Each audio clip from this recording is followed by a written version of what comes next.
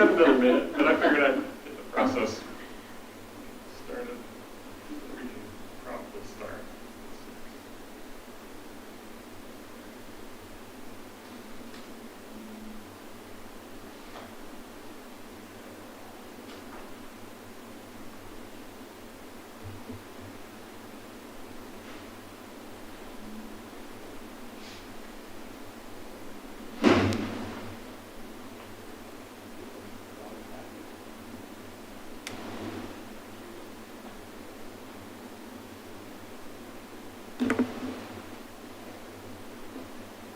It's at 6 o'clock, all right.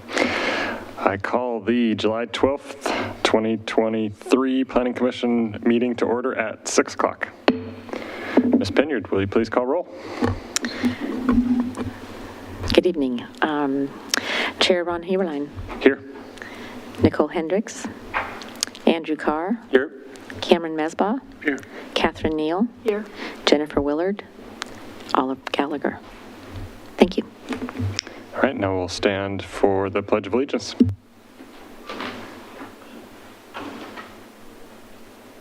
Allegiance to the flag of the United States of America, to the republic for which it stands, one nation, under God, indivisible, with liberty and justice for all.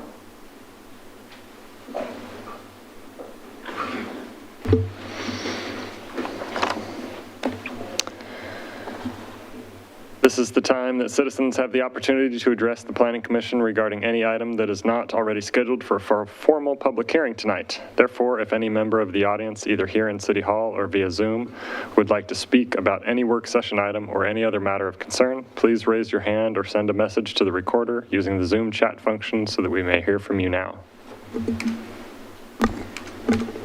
I currently have nobody on Zoom. Awesome. Okay. Moving on to the administrative matters, consideration of the June 14th, 2023 Planning Commission minutes. The June 14th, 2023 Planning Commission minutes have been previously distributed. Are there any corrections to the minutes? I have none. Is that a correction or are you just editorial? No, there is a timestamp that I brought up to Ms. Pinyard, but it's not a factual thing. It's, I think, indicating somebody was working at 0 hours, 48 minutes, halfway through the minutes. But that can be taken out in the final edit. Okay. I'm going to go with hearing no corrections. The minutes are approved as distributed. All right, next on the agenda is our first work session item, procedural development code cleanup with Ms. Reibold. Ms. Bateshell, are you going to give an intro for this? Sure, I'll give one that's short and sweet. This agenda item, I'm sure, sounds super exciting, especially as we put it on the agenda, but it's actually a really important agenda item.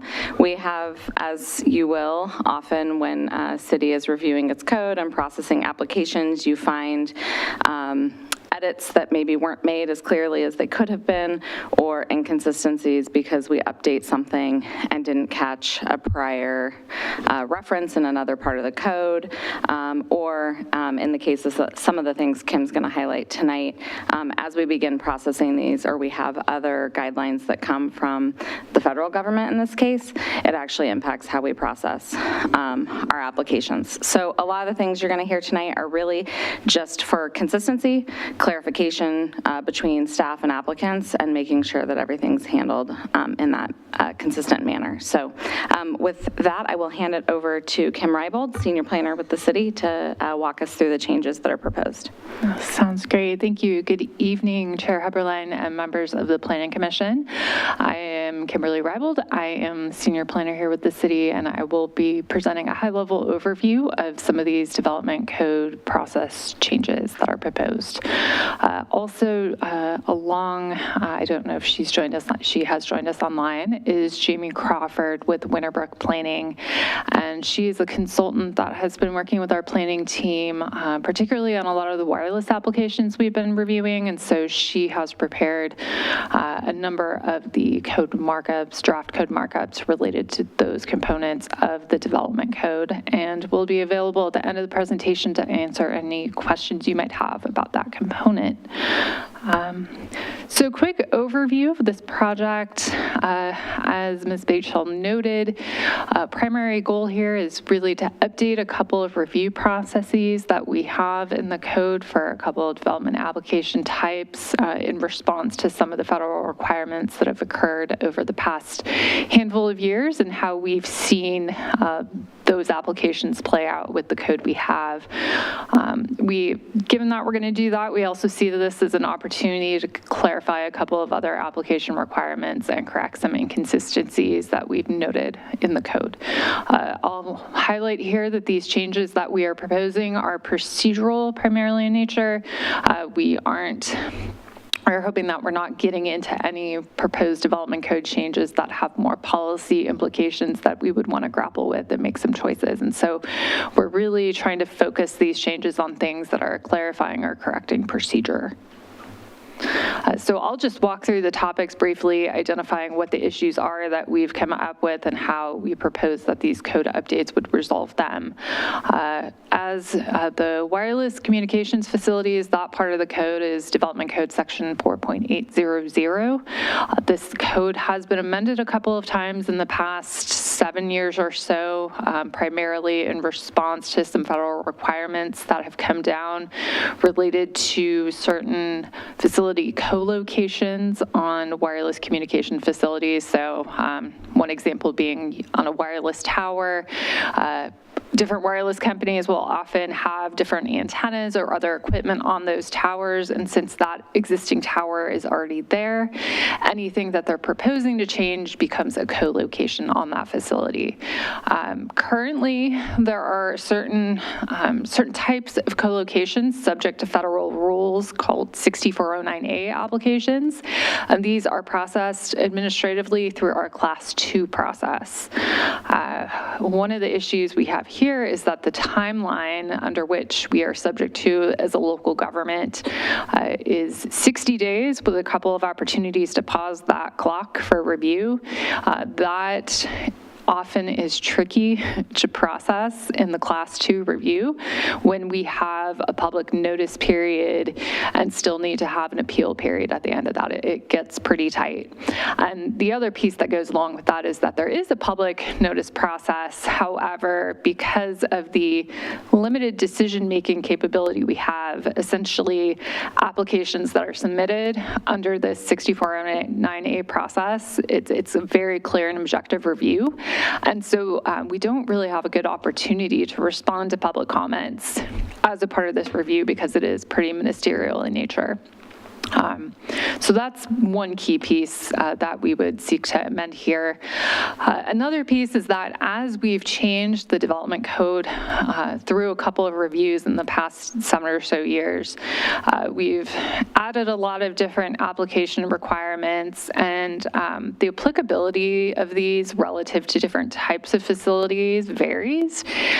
It's become, from our point of view, kind of confusing to navigate, both for staff, but then as well for applicants. And so while the resolution to both of these items here would be, for one, to change applications meeting the 6409A criteria to a Class 1 review process that allows us to be more responsive within the federal timeframes that we have.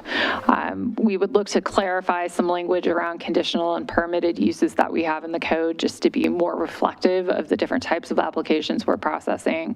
And then reorganizing, not changing, but just reorganizing our application requirements that to more carefully distinguish between the co-locations and what we call SWIFTs, which are the small wireless facilities. Those are the facilities that can be, they're smaller in nature, they're often mounted on things like light poles or other structures, either on buildings or in the right-of-way. Those are subject to federal requirements for review as well, and we do process those as a Class 1. So I'll note that the 6409A change would be very similar to how we handle SWIFTs. So those don't have the same requirements for evaluation as something like a new wireless facility that has the potential to have more impact and also more discretion on our end. And so we just we're hoping to add some clarity in that regard. The next topic is development approval extensions. The issues we have found here is that we have a couple of different code sections that reference these development approvals and how they can be extended. So typically, if you have a development plan that's approved by the DRB, that approval is good for 2 years. There are provisions in the code to apply for an extension no more than 3 times. However, there were some code updates that were made in the 2000s. They touched on some parts in 4.023, but not so much in 4.140. So we have conflicts between the reviewing body, the reviewing timeline, when you need to submit that request.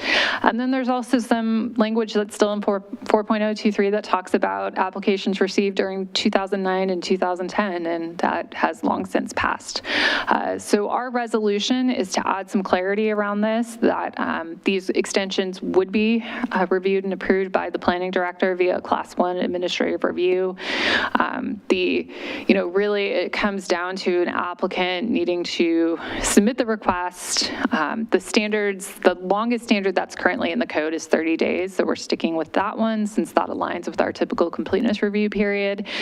But what that says to us is that 30 days doesn't really provide the timeline to do anything other than a Class 1 review and be able to make that decision before the approval expires. And so we will clarify that so the language is consistent in both places and remove any outdated references that exist to time periods that have passed.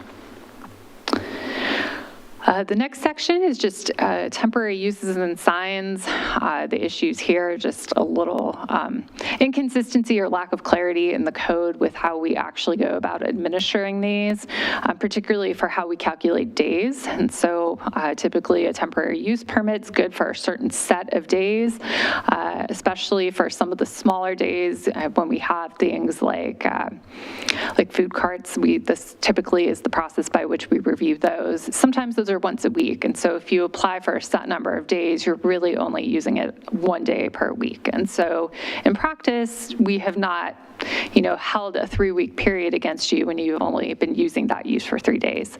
So we hope to clarify that for permits to be able to calculate days that way within a calendar year.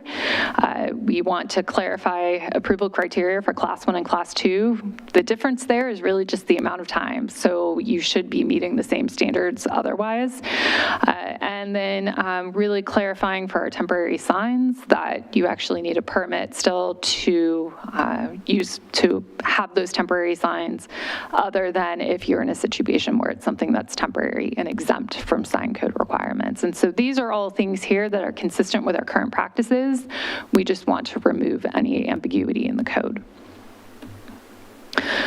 Lastly, this is another topic that is consistent with our current practice, but we've run into this, ironically enough, with a lot of our wireless applications, that this has become an issue of when does the clock start on review. And it's very important when we have these limited timeframes that we are abundantly clear what constitutes a filed application. And so we do have code language that says that to be authorized to submit an application, you have to have a property owner signature or somebody that has the authority to sign on that behalf of that property owner. And then we have this section 4.011 that talks about you have to pay the filing fee before you're considered filed, but it's silent on the authorization. And just to be consistent with our current practice and just make it abundantly clear, we just want to add that language that says not only do we require the filing fee, we require the authorization before we consider your application filed. And so with that, we would like, if you have any questions or feedback as part of this work session, to hear that from you. I know sometimes code, you look at a markup and you want to try, it's not always clear what it means. And so we would like to have the chance to clarify anything you might have questions about. We do plan to bring this forward to the City Council in August. And the goal, we're still working through a couple of the details in these code updates, but the goal would be to bring this back before you in September for a hearing to get these changes adopted. So with that, I will turn it back over to you if you have any questions. Thank you.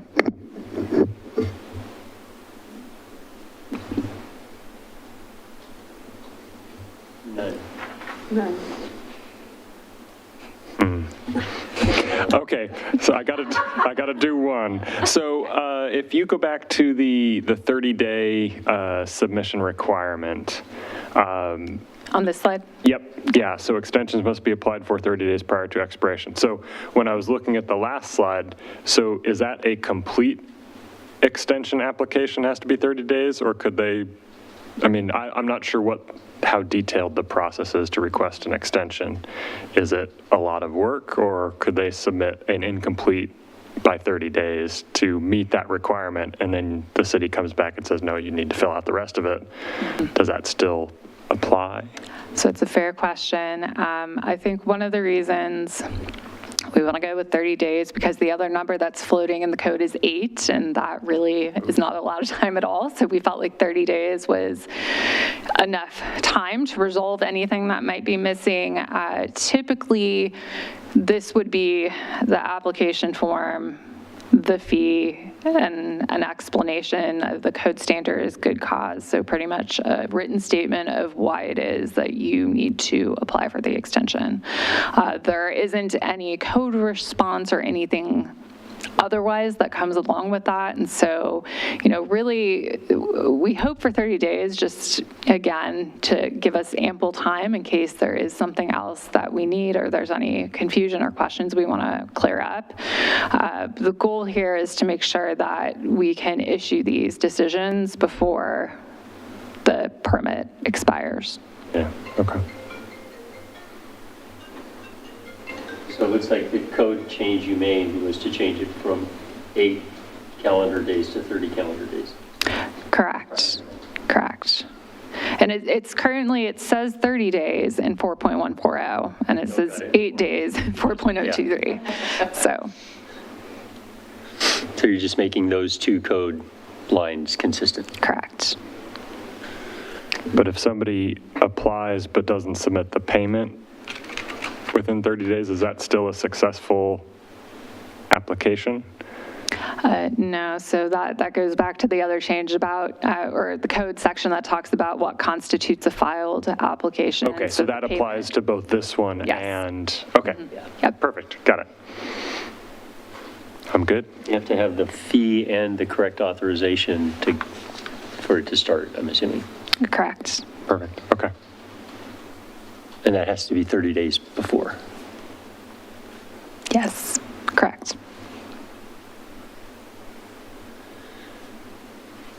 All right, All right, thank you That's very it. much. Thank you. That's a lot of writing. All right, next up on the list, Mr. Polly with some more Frog Pond East and South fun. Yeah.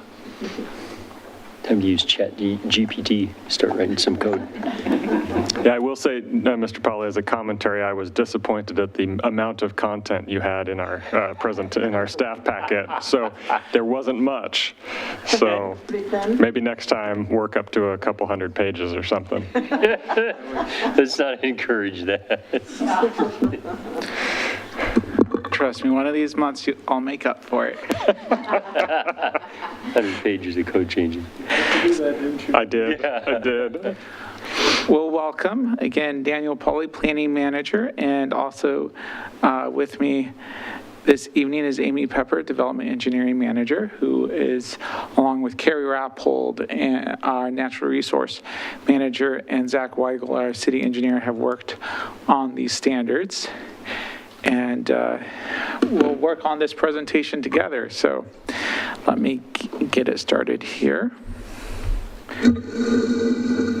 And this is really, tonight we're going to talk about stormwater standards. And this is a fairly important component to talk about when we're talking about a neighborhood layout, because it's meant to be integrated, it consumes land. And so when you're looking at what's taking up land in a development, stormwater is an important element.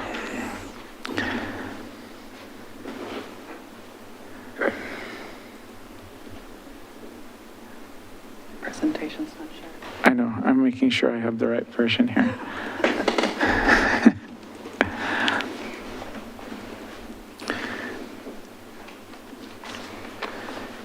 But thank you for saying that, because oftentimes I don't share the presentation and I start talking.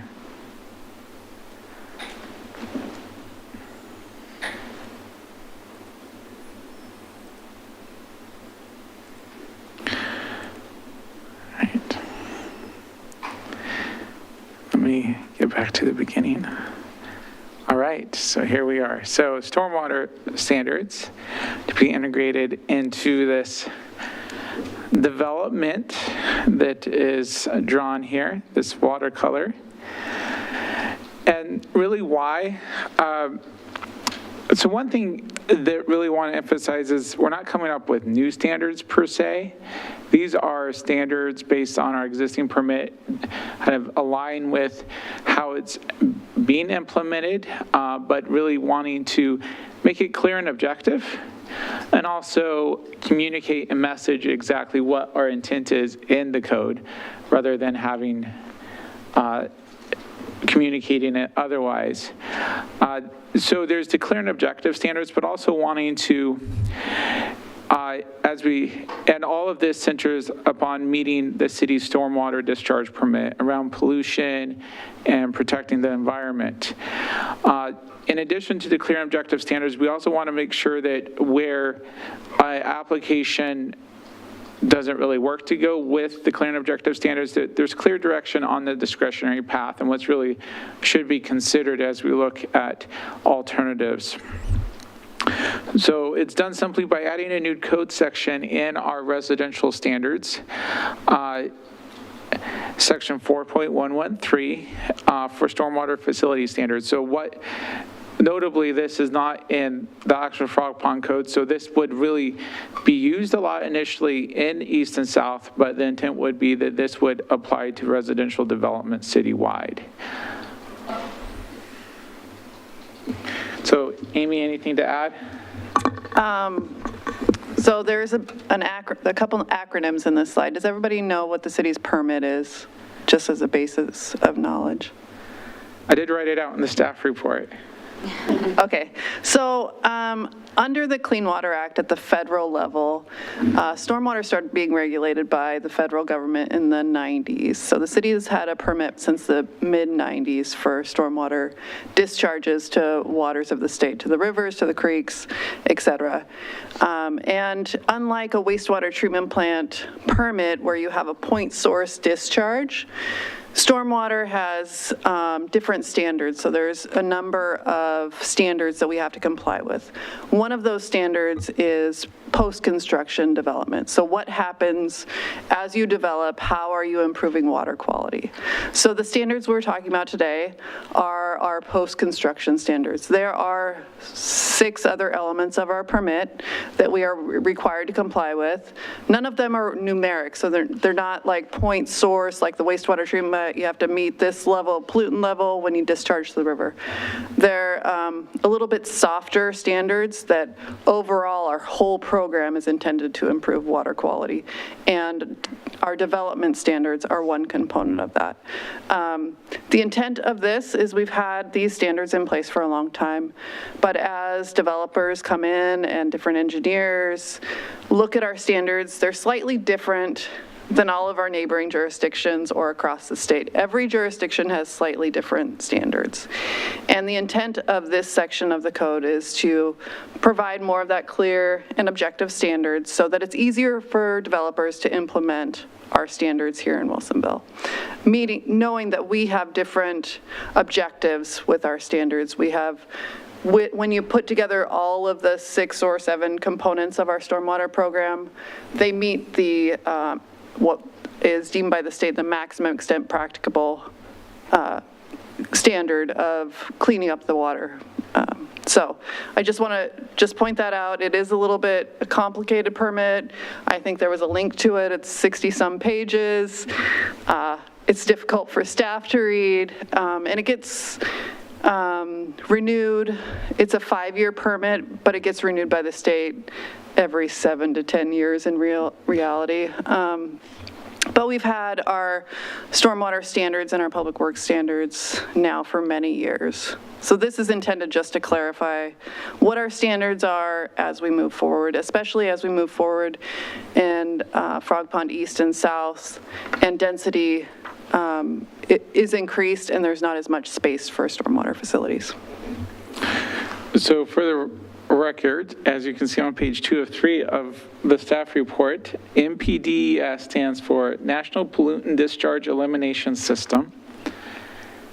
Sounds like a good federal acronym, right? And MS4 stands for Municipal Separate Storm Sewer System. That's the 4 S's.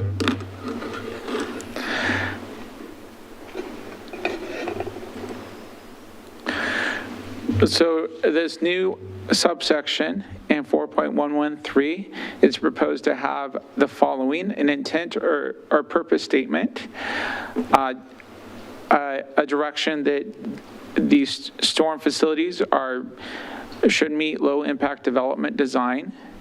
The next section talks about prioritized location of stormwater facilities, what areas of a project should be first on the list to try to place these. But kind of working with that is that there's a competition for that limited space, such as in planter strips and such, and how to resolve those conflicts. I think that's one of the biggest things this code can do, is really be clear about how to resolve those conflicts. Is like, answer that question, should we put a street tree there or a storm swale there? Right, those sorts of things. Another, and we'll get into this more, is dispersed or decentralized stormwater management, that if you're mimicking the natural environment, you want the stormwater as close to the source as possible as you're taking care of it. Lastly, talking about that alternative discretionary path, who is the review authority, and key factors to consider during that discretionary review. So the purpose statement really talks about the permit compliance, refers to, that's an important part of what we're doing here for sure. Talks more about low impact development. And then this third point is really not having it as an afterthought, which I think is historically something that has happened, as it's not clear at the beginning. So you have the developer and their design team starting to design a project, and then, oh, we got to put stormwater in, so it ends up in some corner or kind of an afterthought. But the idea is thoughtfully integrating it into the development. And having that clear up front facilitates that better than this uncertainty of what I'm supposed to do about stormwater. So Amy, you can add to this, but this is from the EPA. And just to keep in mind as we talk about this, because what we're doing here really focuses on this concept of low impact development. So it's systems and practices that use or mimic natural processes that result in the infiltration, evapotranspiration, at least it's not habitable, or some of you get that joke, or use of stormwater in order to protect water quality and associated aquatic habitat. And I would just add that unlike our other utility systems, sewer and water, where you have gray what we call gray infrastructure, it goes under the ground, nobody sees it, it's under your streets. Stormwater is intended based on our permit to be green infrastructure. It's landscapes areas, it's incorporated into our environment, and it provides that landscaping area, but it also provides that environment. But it doesn't put it under the ground so people don't think about their personal actions impacting our water quality.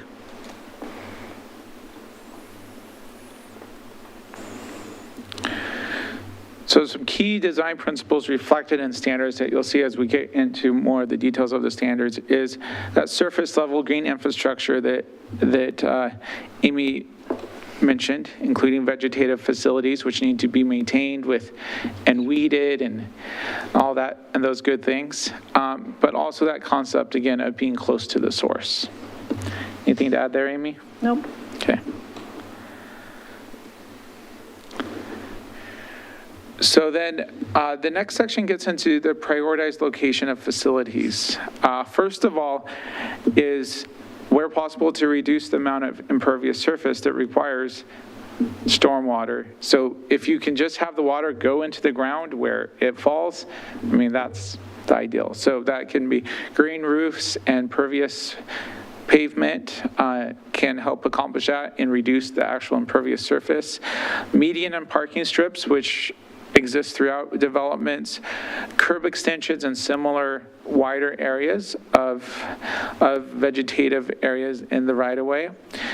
Areas along alleys are an often underutilized area that can accommodate these. Shoulders along like bike paths where appropriate, and also edges and buffers around parks and open spaces. But then at the same time, there are other areas, because of conflicts, if you run out of those areas, other acceptable areas, but that are less preferred are landscape areas around larger buildings and separate stormwater tracts. And turn it to Amy to kind of explain why maybe these are lower priority or less preferred. So the landscape areas around larger buildings, they're less preferred because we don't really want stormwater infiltrating next to a foundation, right? We want to protect the foundation. We don't really want water up against the building itself. There has to be some additional protections of that building. The building code, for example, requires that the area around your house is sloped 2% away from, because you just don't want that water. So that's why it's less desired. There are some design options that we have where you can put in some material that protects your foundation, but it's not desired. And then the large separate stormwater tracts, generally this isn't as highly desired because a lot of the times as our stormwater programs have evolved, these tend to be like off the beaten path, turn into weed fields, out of sight, out of mind. They get forgotten. They're large, they're wieldy. People are forgetting what they're even there for. A lot of times over our stormwater programs, they become fenced, so nobody's using them. We've moved away from fencing of our stormwater facilities. When it's not raining, it's safe for people to go in that area. It's just another landscaping area. So our stormwater program has evolved as we're kind of moving away from those large tracts and more incorporating and integrating the stormwater design. And that's what we're trying to encourage more of.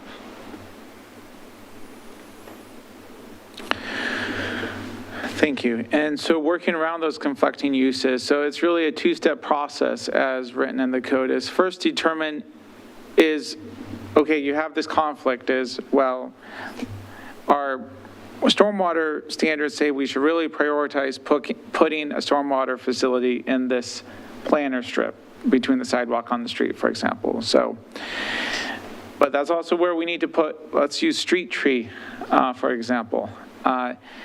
First of all, is there an alternative location for the conflicting use? Maybe in that instance, and there's some instances where it may make sense to put that tree behind the sidewalk or something like that. And so I don't think that's always the case or the preferred alternative, or if you're looking at manhole, does it have to be right there, or is there another location along that line? Maybe can the manhole actually be in the street near the curb rather than in the planter strip, for example? And if you can't find an alternative location for the conflicting use, then that use ends up being prioritized over the stormwater facility, and that area is not available for use for stormwater. The uses listed, it's pretty exhaustive, but street trees, street lights, fire hydrants, manholes, and similar things. This one's important, walkways and bicycle paths, so if there's a connection to a mid-block crossing or something, we want to make sure that that's protected. Utility easements, particularly public utility, because the media in storm facilities over time needs to be dug up and replaced as it collects too many pollutants. And that's why you don't tend to want to put trees in the storm facilities either, because it will just need to be dug up and replanted in a decade or so?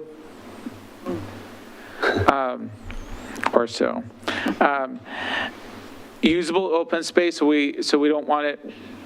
I mean, our code requires to have that programmed usable open space. We want to make sure that that's protected, that still exists.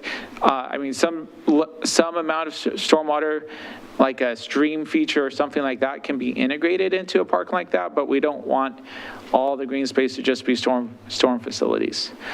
And on-street parking, we want to, where on-street parking is allowed, we don't want you stepping out of the car into a storm facility. So those would be areas where it would be limited as well.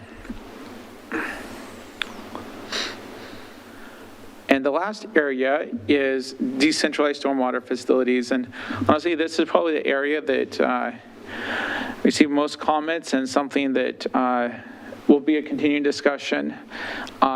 And really, the idea is to decentralize the stormwater facilities, to have no more than 20% of stormwater to be managed in a single facility, particularly for a larger development. And that's really important to keep the management close to the source. So Amy, what would you add on this? Okay. Yeah, I will just say that we're still looking at that 20% number. Staff is pretty confident about it, but we're still working with the development community to make sure that that works for the development community as well, that we're understanding the design constrictions of different sites.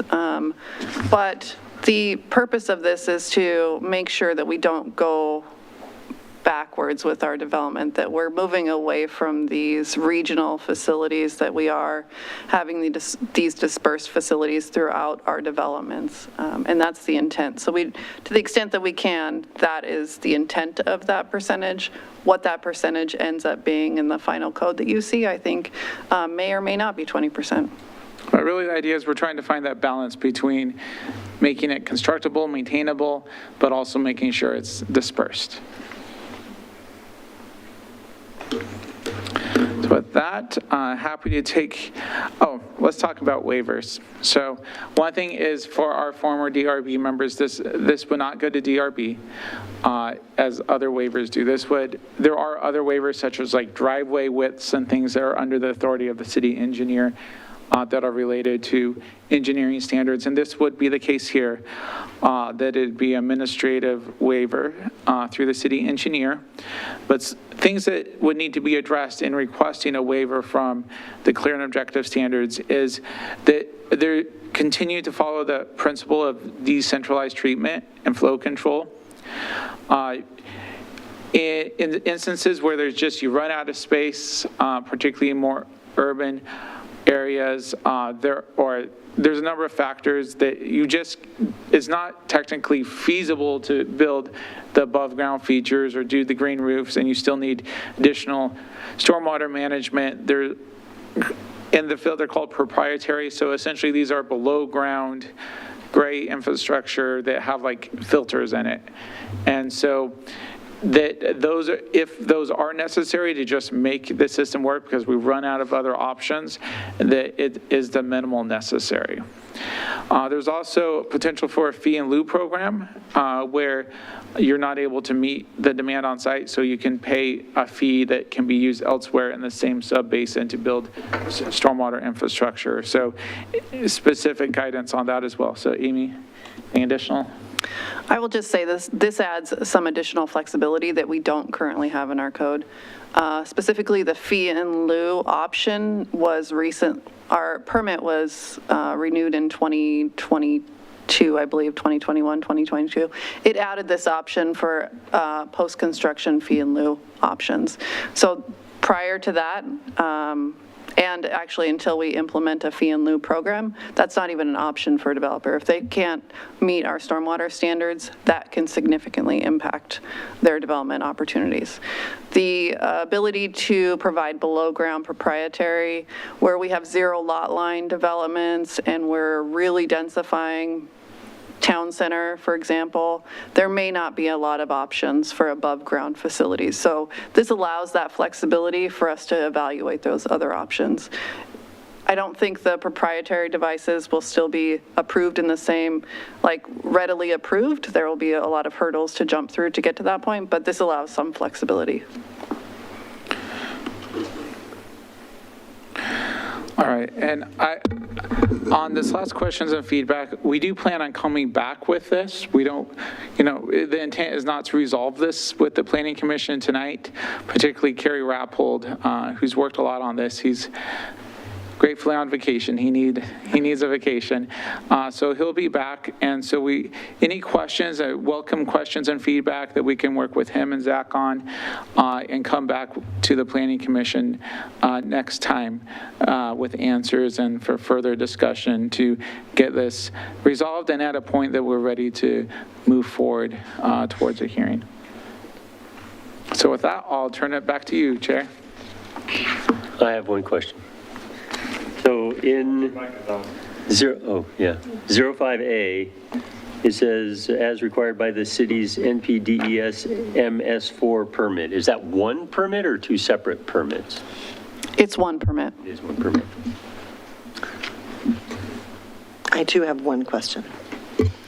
In the 2A, where it describes the lower priority of that landscaping areas within so many feet of the buildings, it says except for detached single-family middle housing, yada, yada. And so that to me was confusing about, does that mean except meaning except is a higher priority or except is it's excluded completely? So you might want to add more language around that unless it's clear to the building community. It wasn't clear to me. Yeah, I believe the intent is when you go to middle housing, it's a smaller lot and a bigger footprint. And the stormwater facilities that are detached need to be 10 feet from a foundation and 5 feet from a property line.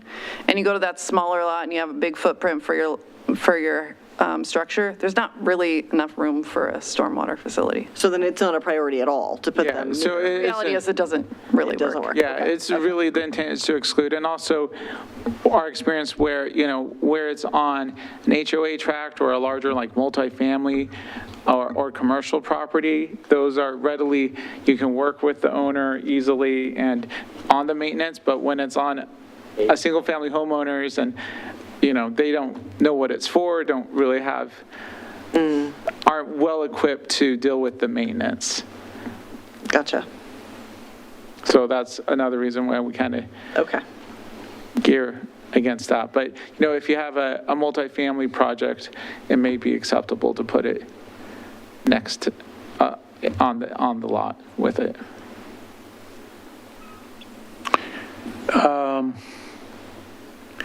Who makes sure that facilities are working as designed? You touched on maintenance. So there's agreements with either the property owner or the homeowners association, and we have, or soon will have, the position is currently vacant and should hopefully be hired very soon. So we have a stormwater. How has that been rebranded? We have an environmental specialist position. There are two ways, well, I guess multiple ways that we ensure maintenance. One, at the time of development, we require that each property that has one of these facilities has a maintenance agreement that's recorded with the property. So even if the property sells, the property owner on their title report will see the maintenance agreement. The second is that every year we send out notice to everybody that has one of those maintenance agreements, and they are required to report back to us what they've done to their facilities. And then the third thing is that we go out and we do inspections to confirm that they've actually maintained the facilities. And then we work with the property owners to, if they don't know what it is, that's pretty common, they don't know what it is or don't know what maintenance is needed, we work with them to get it maintained properly. So in some ways, it's a bit more complex, but similar program to like, for those of you that have an irrigation system, to like the backflow inspection, where you get the letter every year and, you know, the backflow company comes and does the test and sends the test into the city and to make sure that it's not polluting our water system. So your new stormwater specialist is going to be doing some water quality testing for some facilities to make sure they're meeting some, We've had this position for a while, it's just currently vacant. right? Yeah. In the interim, when our last person left, we have contracted with a consultant, and now we have an intern doing some inspections. The notice has gone out through Carrie Rappold, our natural resources manager. So there is still some work going on. We don't actually take physical stormwater samples of the private stormwater facilities. It's a visual inspection. A lot of these facilities, because they are vegetated, you can see how well they're operating based on just the landscaping and trash in there, plants that are alive or dead, or invasives like, blackberry that's taking over a facility. The contracts that you have with the owner, does that give you access, the city access, if the owner says, you know, to heck with it, I'm not gonna do what you want me to do?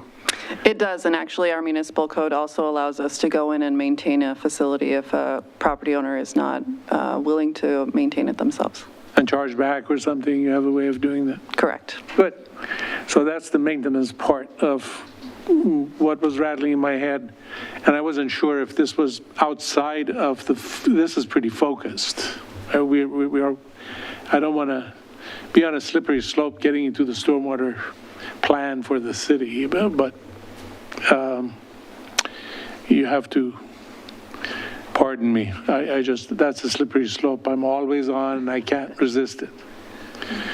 Having been a stormwater guy, you know, hey, you know. Resilience is not here.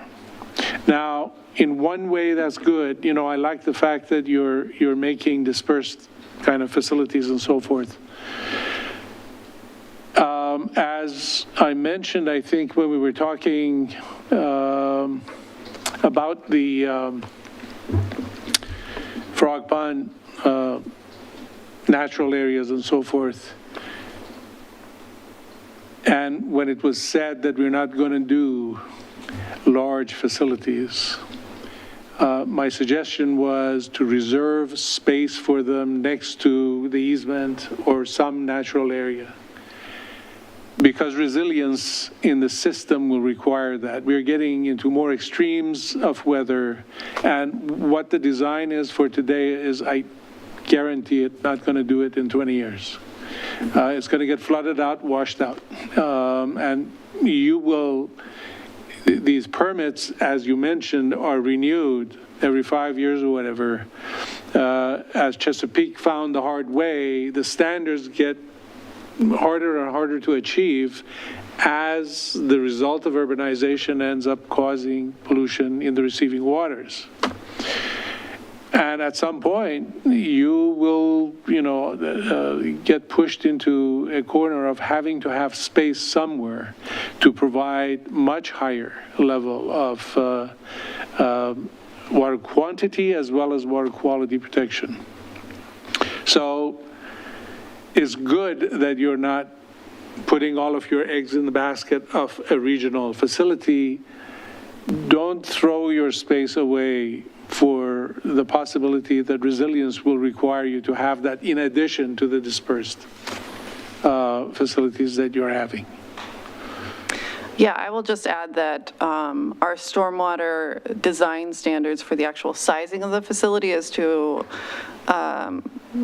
it's a specific storm event, but we require up to the 100-year, we require the developer to tell us what happens in the 100-year event and tell us where that flooding is going to happen, and then you have to protect it. A lot of that happens where it just overflows into the right-of-way, good or bad, but they have to tell us. So for example, if it's like a facility that's in the back corner, and it's going to, in a 100-year event, that pond is not going to hold up to 100 years, it's not going to hold a 100-year event. They have to show us what's flooding, and then if there's downstream easements that they need to provide that protect that area downstream, they have to provide those as part of the development. It doesn't quite get at what you're saying because the storm event is likely to change, and it's based on today's, 25-year, 100-year events that are published. So it's a little bit of a buffer, so we're trying to address some of those concerns. It's not today. The standards that we have for 100-year flood is not for today, it's 25 years old. And in most parts of the country, and Vermont just found the hard way, the 100-year storm today is really a 1,000-year storm, what it was 25 years ago. So we are undersizing these. Yeah. Engineer to engineer, we are undersizing these because we are stuck with old design standards. And EPA and so forth are not fast enough. And actually, it's not EPA's issue. It's the engineering community is not fast enough in coming up with new design standards for stormwater facilities that are reflective of the stochastic change in the stormwater curve that we are seeing in each location. We brought that up, the issue that the statistical models are not stationary, that they are moving 10, 15 years ago, and we are now seeing the results of non-stationarity.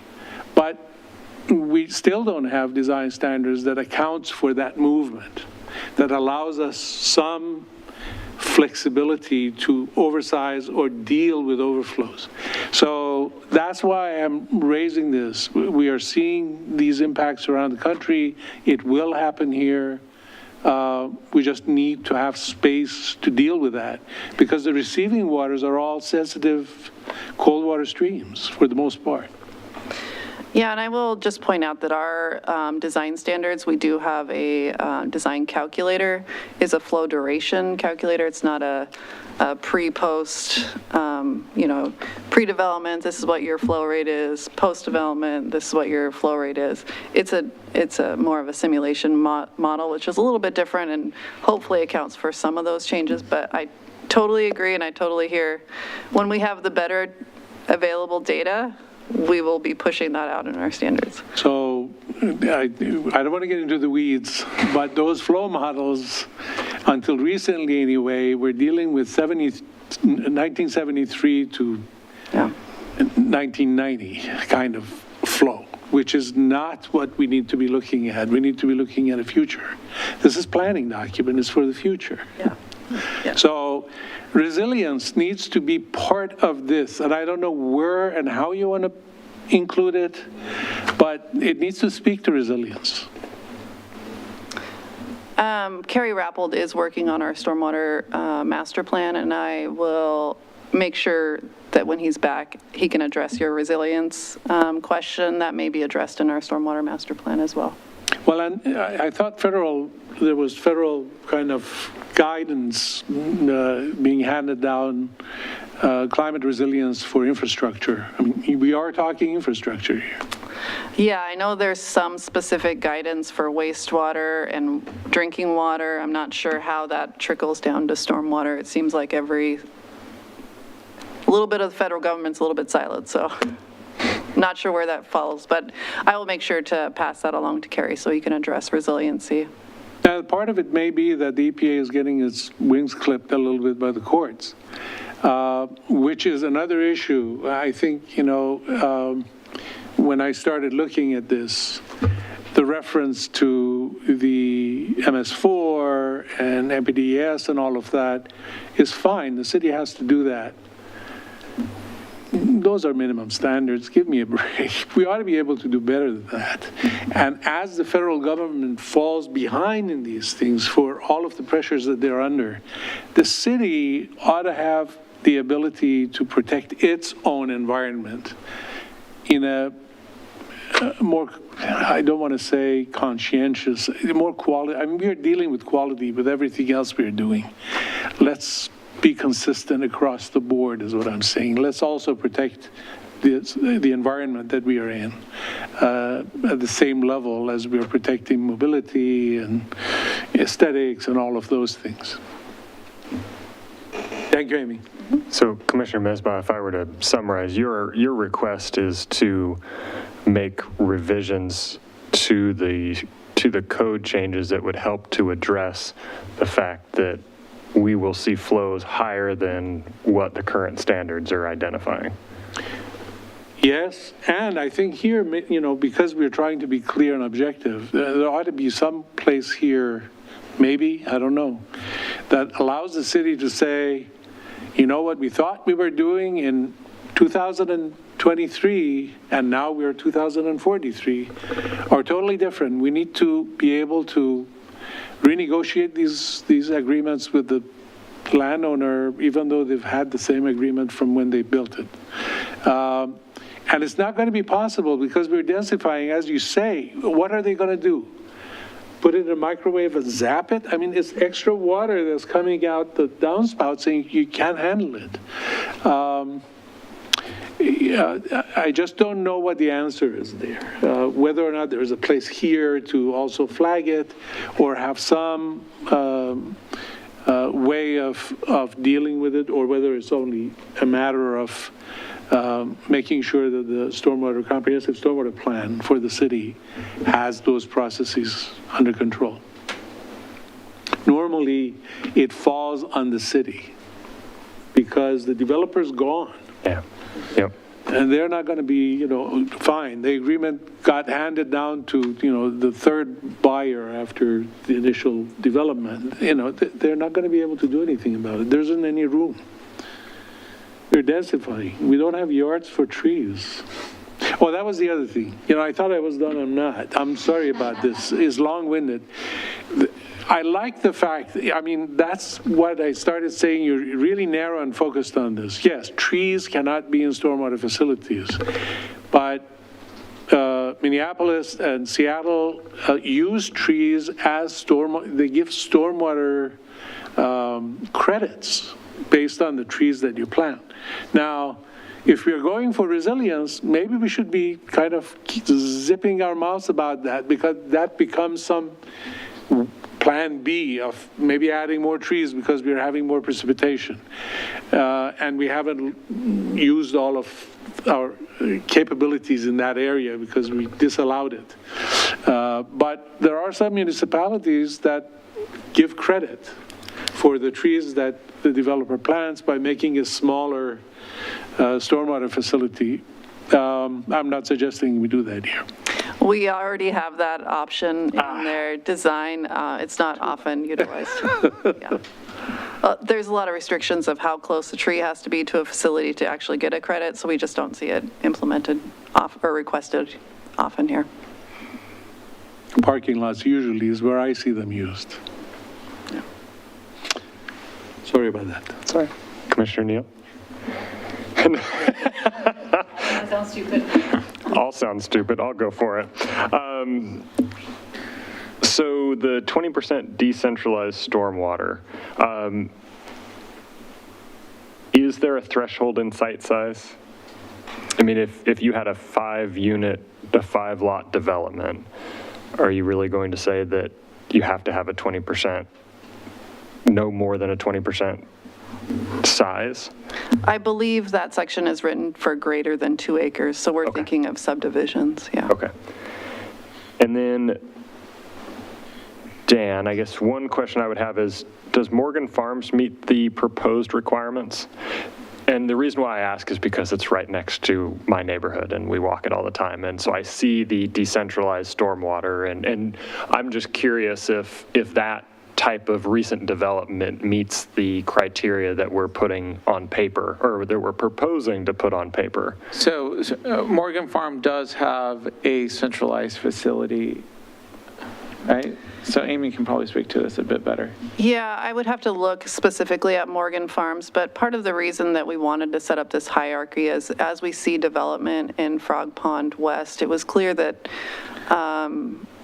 there wasn't a lot of clarity on how to implement our current stormwater standards, and that there are far too many large ponds in Frog Pond West, far more than what was anticipated in the master plan, and we're trying to move away from that. We're recognizing that as we move into Frog Pond East and South, it will be higher density, so we may have some regional facilities, but we're trying to limit that, and we're trying to help developers be creative on where they put these stormwater facilities, think outside the box, or really think about stormwater first as they're looking at their designs for these neighborhoods.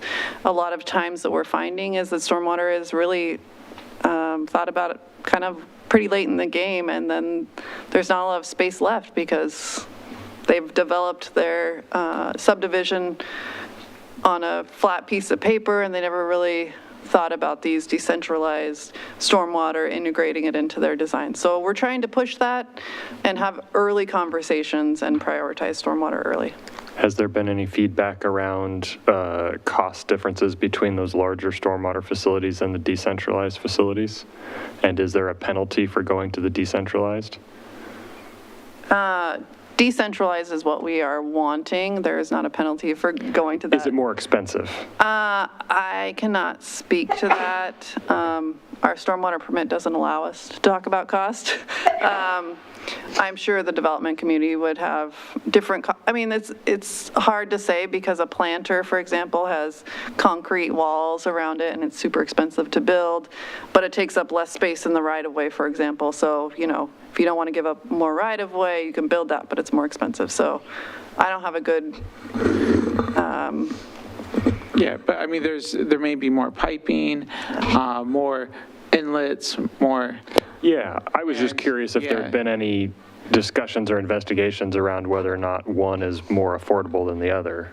The city has not done any. Okay. You'll hear from the development community that it would be more expensive, but we haven't done any studies of exactly what would be the level of cost differential, and is it a reasonable cost differential? Okay. All right. That would be probably something useful to at least investigate before going forward, because I'd love to head it off at the pass if we're going to try to do something that is more expensive, to get the feedback sooner rather than later, so that we don't come to the formal public hearing and have people come out and say that this is going to be twice as expensive as anything we develop currently. And that goes a long way towards making sure that we're also meeting our affordability goals as well. So yeah, something to think about. And then a slight detour, because you brought it up. So there's a yearly letter that comes out to owners of stormwater facilities. there should be, yes. Are you not on the list? We can get you on the list. So, stormwater has become more of my focus than I dare wanted ever. So I'm on the homeowners association for my neighborhood, and I have been on there for 9 years, and I've never seen a letter and never seen our management company, ask us or do anything regarding a letter. And then the first thing that we got was this year saying, hey, your swales are out of compliance and you need to go fix them, to the tune of $20-something thousand. And so that, okay, yearly letter, that would be interesting to see if that's really going out and if it's being communicated. And then the other side of it is, how do we better communicate the maintenance expectations to homeowners associations or individual property owners? Because I would guarantee you walk down the street and ask anybody from any homeowners association, they probably don't know that they have to maintain their stormwater facilities. Yeah, and we can have Carrie Rappold follow up with you on the letters that go out, and he can follow up with you. Like I said, there's a maintenance agreement that includes like the operations and maintenance responsibilities, but this is a common concern we hear, that these facilities are built with a developer and by an engineer, and then they record these documents, and then it changes hands, and then changes hands again. And what we find with a lot of HOAs is that they hire the same landscaping companies that are maintaining them. It's when there's a change of hands or they change a landscaping company, and then something happens where they stop maintaining it. It takes us a couple of years to realize, or maybe we're getting the annual report and the person filling it out doesn't maybe recognize what is being maintained, and we think, hey, we're getting this report, they're maintaining it, and then we do an audit, and we find, oh, they're not actually maintaining it, and then we get those kind of notices, and then we try to work with the facility to get it into compliance, hopefully not spend $20,000 to dig it out and completely rebuild it. Yeah. Okay, well, something to think about. Yeah. Any follow-ups? I have a follow-up. I really appreciated Commissioner Mesbah's TED Talk on 1,000-year floods. And so I would encourage the city to consider in paragraph D, you say that the placement of one or more of the following uses shall be prioritized over stormwater management. Considering that our storms are growing and that we know they're growing, the data shows that, we may want to strike some of these off the list, that stormwater needs to be prioritized, not some of these other things. So something to consider. Yeah, we did try to do a pretty comprehensive review of that list. I mean, fire hydrants, we need fire hydrants within a certain distance. Street trees. Buildings, street trees. It's part of that urban shading, which helps, the temperature of the stormwater. Not that we get a ton of summer rain events, but it does help with temperature and shading. So further you get it away from the paved area, the less shading you get where you want it. So there are some factors that we've really tried to think of, what are the alternatives? What are the trade-offs? We want street lighting for safety, so that's probably something that we would have as a priority. So we really put a lot of thought into that priority list. But if there's specific, like, hey, I don't understand why that's on there, that really feels like it should be lower, that's helpful feedback. Yeah, and I think maybe that, with that feedback, maybe we can adjust the language to not insinuate the stormwater is not a priority, that it is, but that these are, balance, more kind of gear the language towards balance. Or allow trees in the 1,000-year stormwater facility, not the 100-year stormwater facility. So it's a really big flood if your trees are in. Maybe there's a co-location option there for expanded stormwaters.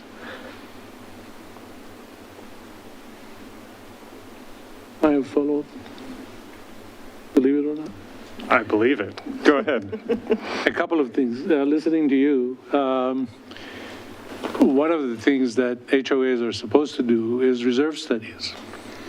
And if they know that they have these facilities, the reserve study is supposed to reflect long-range maintenance and redoing of them. So that's where the $20,000 will get addressed. Ours didn't have it. No reserve study? It has we have a reserve study, but it wasn't in it.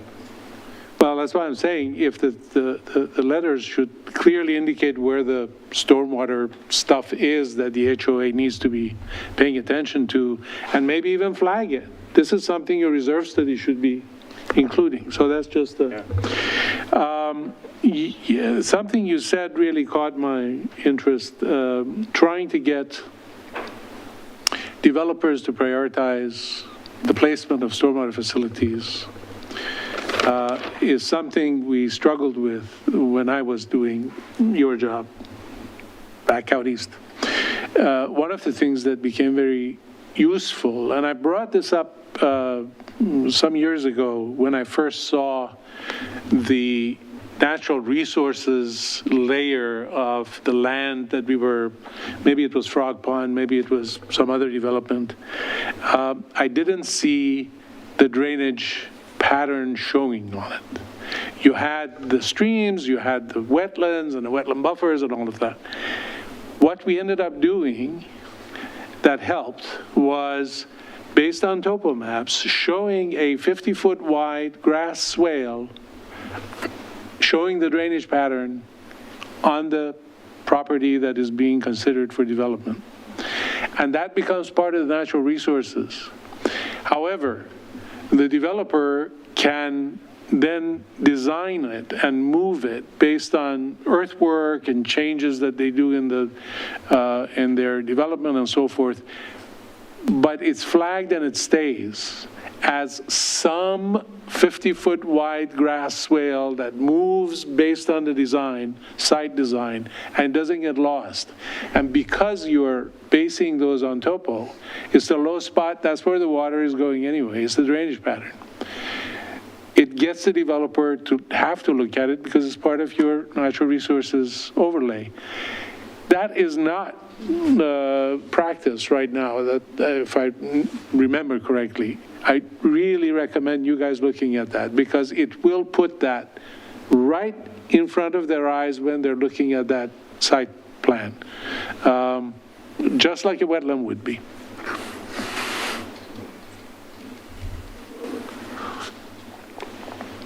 And you can work with the width. I mean, you can say you have to have a minimum 50-foot width, but we'll map it at 150 foot with the allowance to reduce the width, just so that there's room, or whatever. You know, you have to look at what width makes sense. Thank you.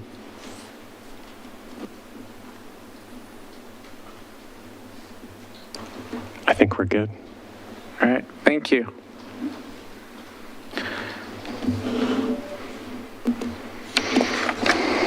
All right, moving to informational. And I will say we do have members of the audience that may desire, yes. at your discretion, Yes. would like to add comments, I would imagine. Do we have any public comment that we'd like? Yeah, please send that to the clerk. Yeah, thank you. My name is Monty Hurley. I'm with AKS Engineering Forestry, 12965 Southwest. Sorry, Monty. Oh, yeah. So Monty Hurley, AKS Engineering Forestry, 12965 Southwest Herman Road, Tualatin, Oregon, 97062. I want to thank all of you for letting me speak tonight. I want to thank Amy and Dan. I met with them a little bit earlier. Been working with them on projects in Frog Pond. Very familiar with the stormwater standards. A lot of good discussion tonight, a lot of good items covered, a lot of which I have some thoughts on, I guess, that I'd like to share with you.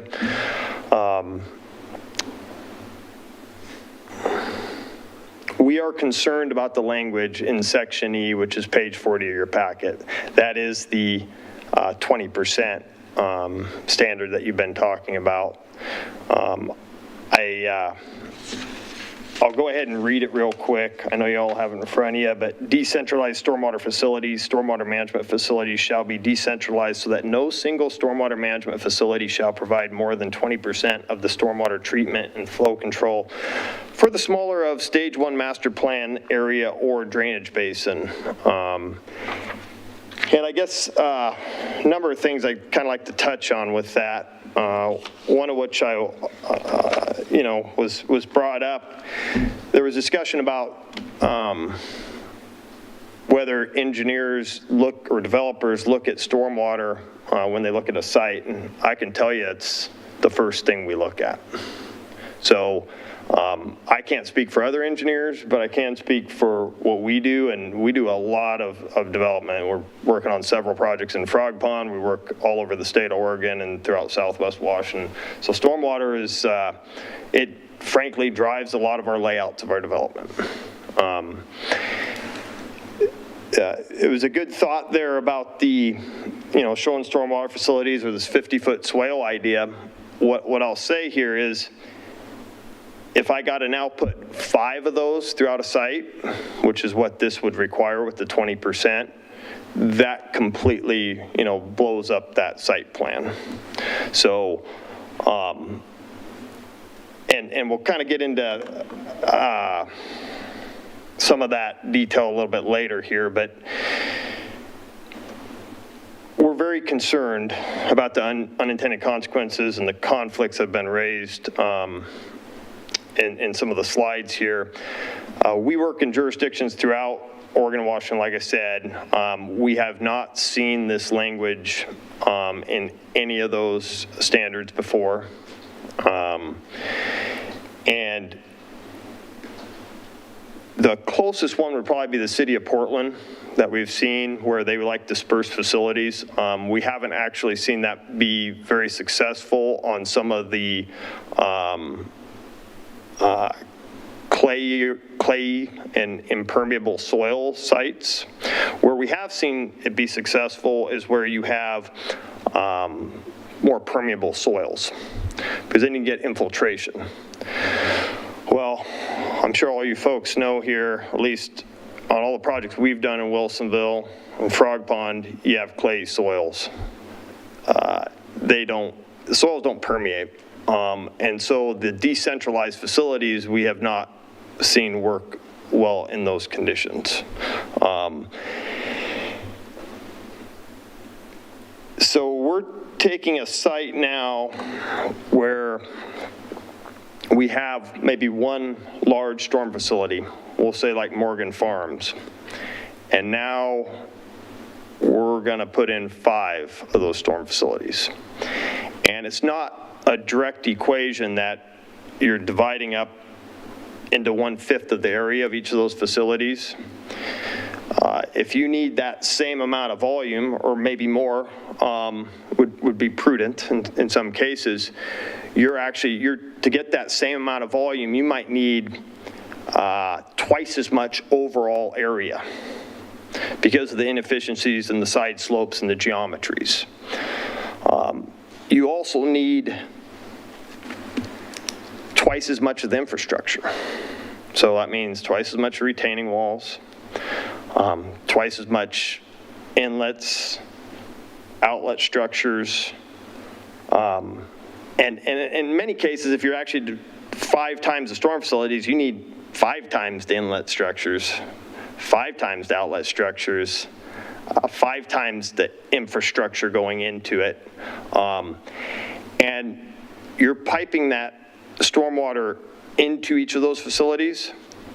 Now you got to get it out of the facilities. And if that's cleaned water getting out of the facilities, and each one of those needs separate outlet pipes going out of it, you have 5 times the storm pipes leaving those facilities. So what that means is additional costs up front to the developer, passed on to the home builder, and passed on ultimately to the home buyer. So that's the cost side on the home side.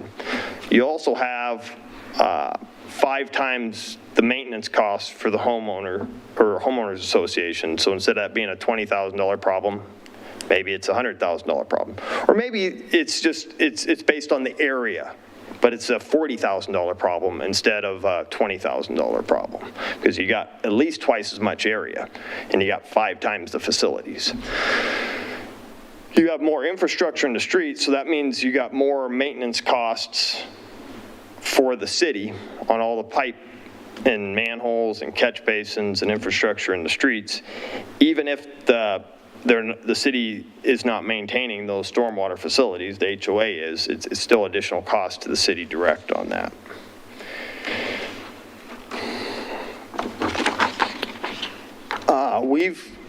Like I said, we work in a lot of different jurisdictions, so we've actually done some comparative analysis. We take projects kind of from concept to construction, and then we work with them beyond warranty issues and those kinds of things. We're pretty familiar with storm facilities all the way throughout the process. And we don't work just for private developers. We work for cities and counties. We work on infrastructure projects, also have storm facilities. So we're not, I don't think biased in any way. We're just, this is information that we've found over time and experience doing these things. And when we look at a comparable project in Frog Pond to, say, a project we're doing in South Hillsborough, or one maybe we're doing out in Oregon City or Happy Valley or somewhere else. Excuse me, I'm terribly sorry. We've had a technical misfunction. Would you mind just holding for a second so we can reboot this? I apologize. No problem.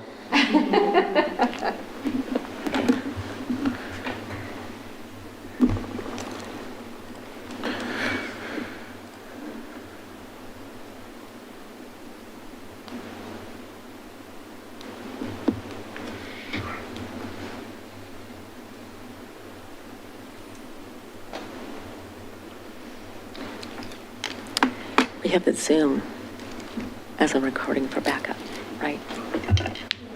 Not recording on Zoom at all. Yeah.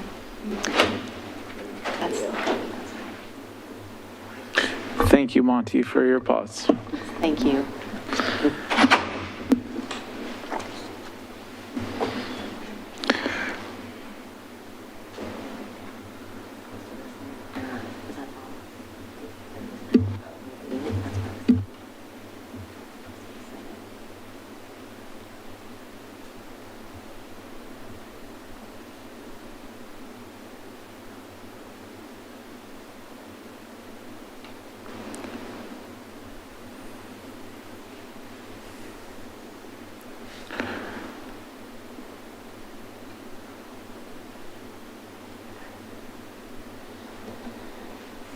Yes, we're back. Thank you so much. I apologize for that. No problem. I'll try to wrap up here pretty quick. So when we were looking at costs of projects in Wilsonville, we found that under the current standards, the additional cost to the project is in the range of $7,000 to $10,000 per lot. So if we're building that same project in a different jurisdiction, that's the additional cost under current standards for all of the stormwater planters and the robust stormwater facilities. So on a 30-lot subdivision, that's an extra $200,000 to $300,000 that, again, ultimately gets passed on to the home buyers. We think with these changes, it's going to be significantly more than that. I think it's site-specific. I think there's a whole bunch of factors in there. What I'll say is it's going to be substantial. I'm confident in that. Is it double?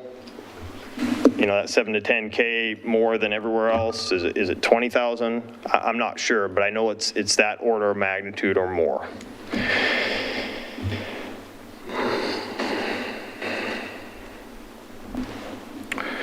So, if to summarize, I guess we're concerned about the additional costs, we're concerned about the additional infrastructure, we're concerned about the additional maintenance, and basically the unintended consequences of these standards. I think that needs to be looked at very carefully. We're concerned about it. The resiliency of one large facility is, now we got to have resiliency for 5 facilities that are built, and we want to keep them away from structures. When you build in 5 facilities, you're going to have to be building them closer to structures, or you're losing density. So, you know, you're talking about more expansions of the urban growth boundary or whatever, because you can't, if you're expanding your storm facilities, that takes up space that otherwise could be used for homes or lots or whatever. With that, I guess I just want to, again, thank you for your time. If you got any questions, happy to discuss any of it. And appreciate you hearing me tonight. Thank you.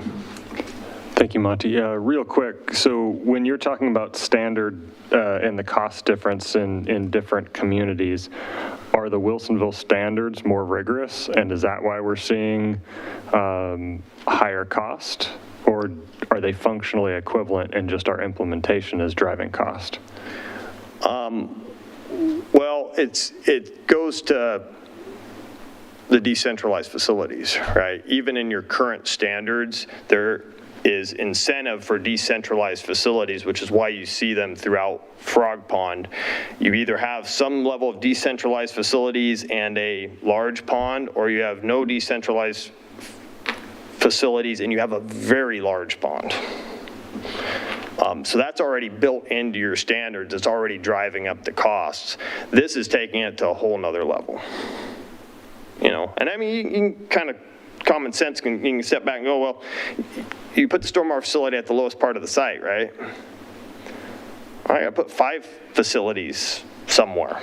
Am I putting all 5 at the lowest part of the site? Am I spreading them out throughout the site? If I'm spreading them out, what am I doing with all my piping infrastructure then, right? There's a lot of things that go into that need to be thought about. So did that answer your question? Yeah, thank you. Thank you.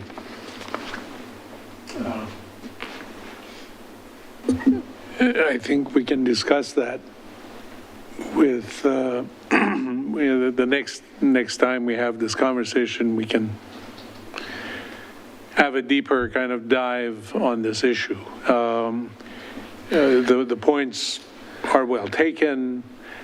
Some of them, I think, are at least, well, you know, we're talking all theoretical. We're not looking at a particular site plan, looking at what options are available for like designing swales instead of piping everything. In order to have a dispersed stormwater treatment train, that's why it's called a train. It's all kind of meandering swales into infiltration areas and so forth. You're minimizing the amount of gray infrastructure because those don't provide attenuation, those don't provide infiltration, all of those things. But those are very site specific. It requires site design, landscape design to be part of this thing. And then you have this fee in lieu of if it's impossible. But whether it's impossible or not is very site specific. So it requires the engineering staff to sit down with the developers, engineers, and really do problem solving. This is not a black and white, I don't think a black and white issue. Your 20% concern about it taking more space, it takes more space somewhere. You have to deal with that space, whether, as you said, it's a huge regional facility or a bunch of smaller ones. It takes away from the density that we are moving towards. But part of the balancing act that Dan keeps talking about is you can't just have a concrete jungle. You know, you have to, there is a maximum to the densification. At some point, you need to say, okay, we can't go any further. Because then everything becomes underground. You know, all of you can have infiltration facilities under parking lots.